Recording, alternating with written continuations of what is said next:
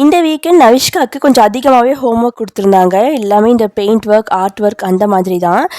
சரி நாங்கள் நேற்று க்ராசரிஸ் வாங்க போயிட்டோம் அப்படிங்கிறனால இன்றைக்கி தான் வந்து அவளை ஹோம்ஒர்க் பண்ண வச்சுட்டு இருந்தோம். ஹஸ்பண்ட்கிட்ட அந்த பொறுப்பை ஒப்படைச்சிட்டு எஸ்கேப் ஆகி ஓடி வந்தாச்சு.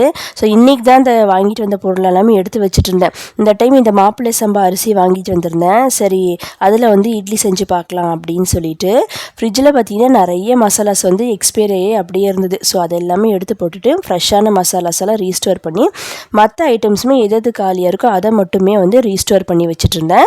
சரி அப்படியே வந்து இந்த இட்லிக்குமே ஊற வச்சிடலாம் அப்படின்னு சொல்லிட்டு இந்த மாப்பிள்ளை சம்பா அரிசி தான் ஊற வச்சுட்டு இருந்தேன்.